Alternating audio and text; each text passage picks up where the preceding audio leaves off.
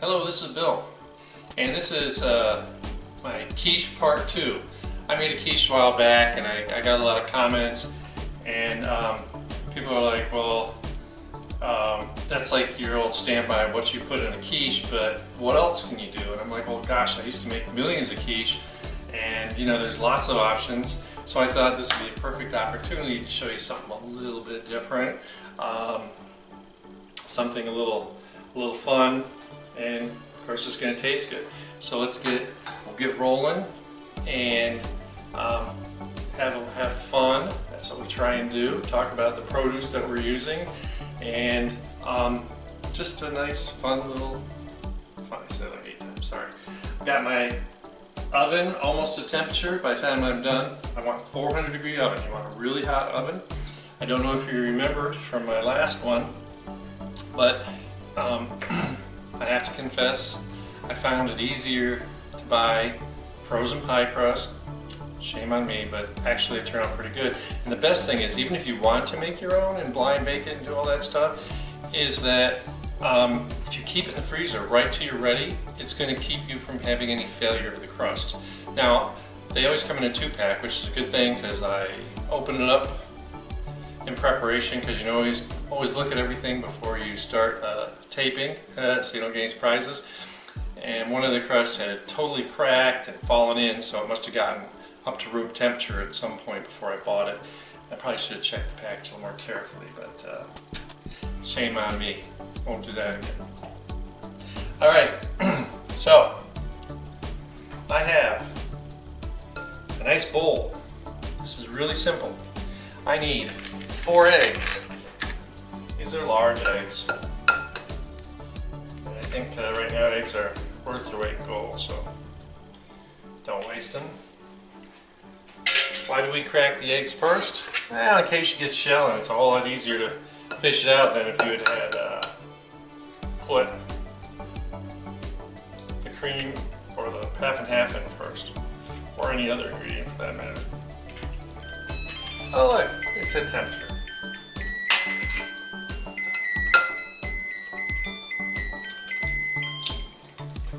I don't like shells in my eggs, so I've definitely gone back to the one at a time. In the restaurant we crack 2 at a time here, in a big hurry, you know, and since you're not eating it, you really probably don't care.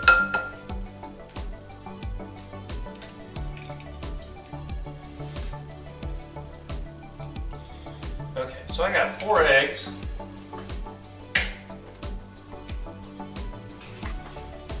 Have to have clean hands. Put these out of the way. And I just want to whisk these up a little bit. Nothing like a good little whisk to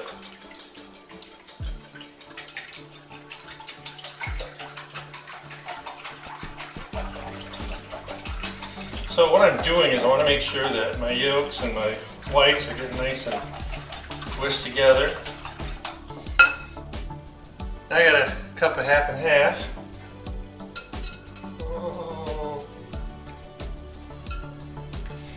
Really, you could use anything. It has to be at least whole milk. So there's a big misunderstanding about that percentage of fat. There's not a whole lot of difference, you know.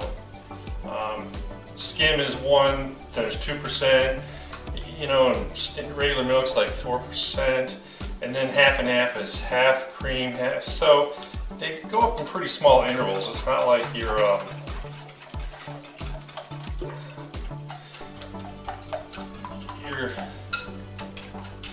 totally going off your diet by using whole milk instead of skim, especially because you're not going to get a whole lot. I mean, there's 4 eggs and a cup of half and half, and we're going to make 8 pieces of quiche. Then you always want to put in a little fresh ground black pepper.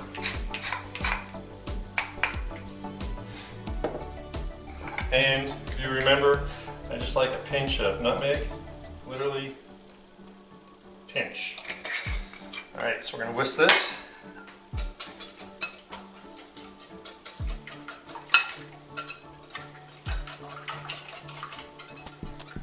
said, a good whisk is really important.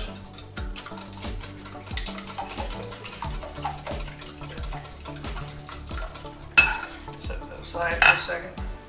So, what I got some asparagus, because it's fresh right now, looks good, came from a local grower, and I got a nice beefsteak tomato. So what I'm going to do, just want to make some thin slices of tomato.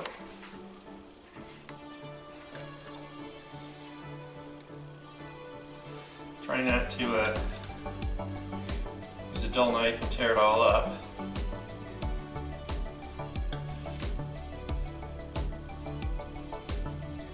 Now you got a lot of water content in a tomato, so we don't want to overdo it.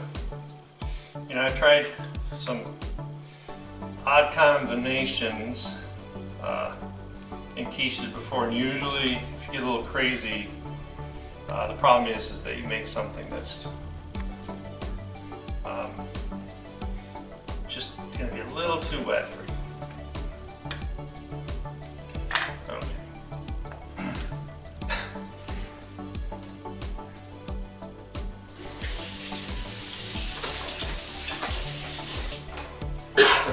There's a lot of acid in tomatoes, so obviously I always rinse my knife right away.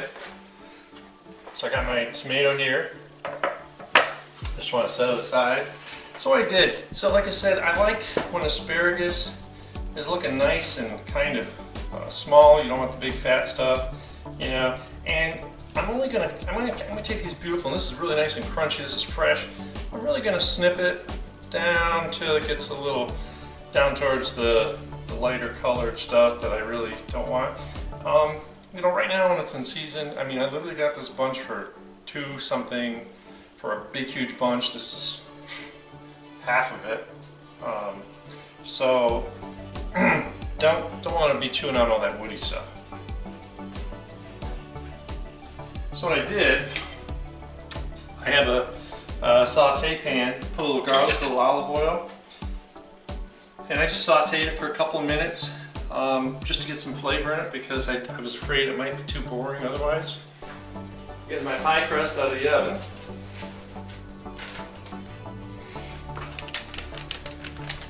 I always want to do this about as quick as I can,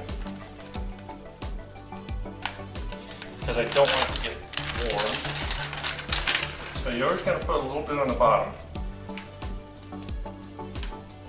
Keep the ingredients off the bottom.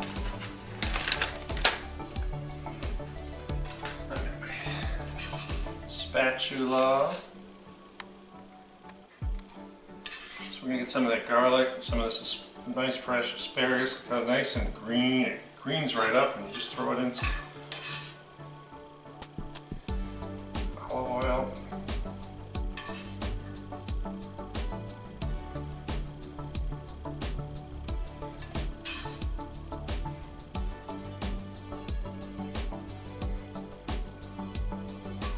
And remember, it's going to bake for a while. We're going to do 15 minutes on 400, and then we're going to turn it down 350 for 35 minutes. Alright, so I got that. So sometimes you're trying to do kind of thirds on everything. So now I'm going to put a little more cheese.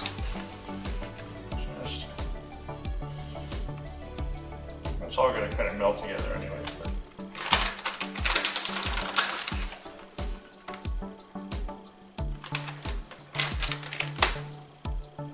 So I'm just going to lay these tomatoes in here.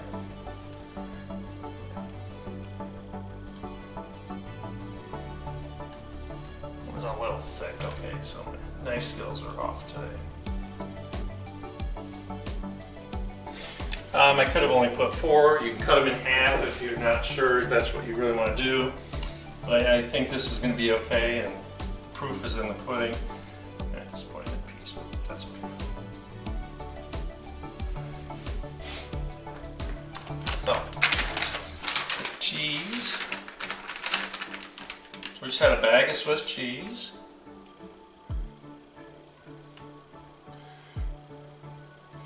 So the tomato's going to kind of pop out of here, so a lot of the liquid is going to steam out. That's why we have that 400-degree oven for the first 15 minutes. Now what we want to do, actually before I pour this, I need to put this in a baking dish.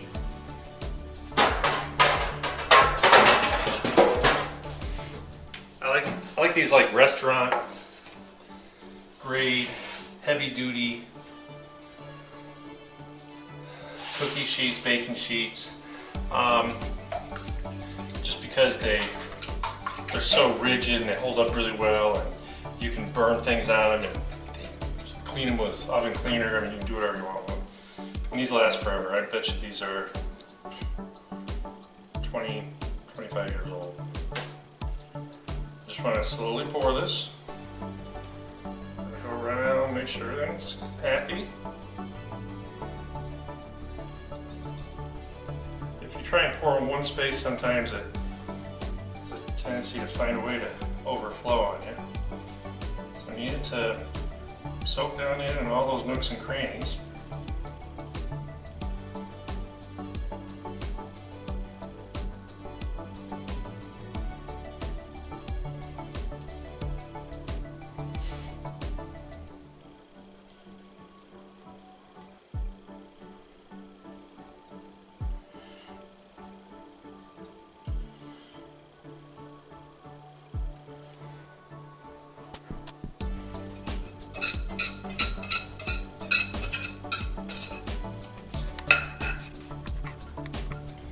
Okay, so remember, I'm going to put this in 400 degrees, 15 minutes.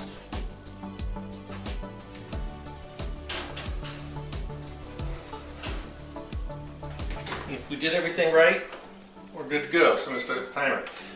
Before we go though, I just had a quick thing to go over.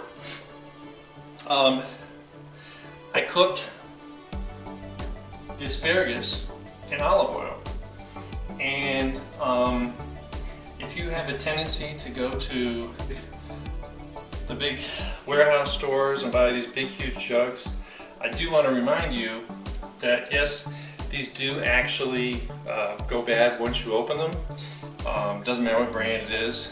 So when you take the lid off, smell. It should smell nice and sweet and good.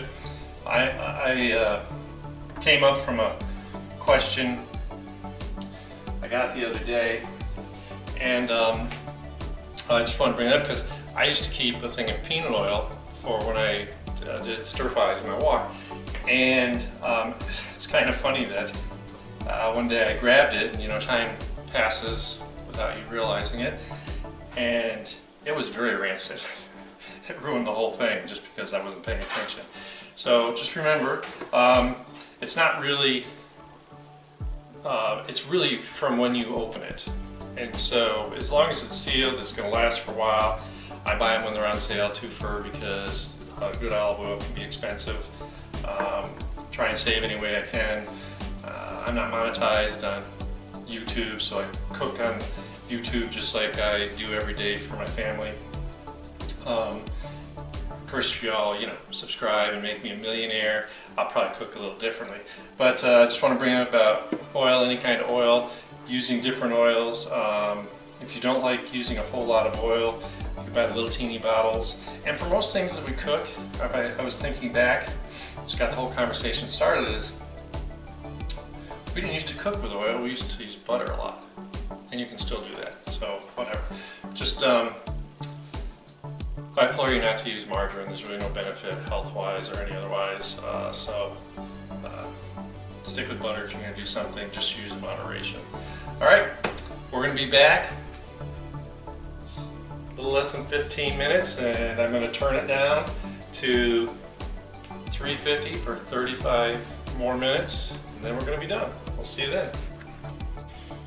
All right, so like I said, we did the 400 degrees for 15 minutes, cranked down to 350 for 35 minutes. I just turned the oven off. I got all my dishes cleaned up, kitchen back in one piece. So let's see what this looks like.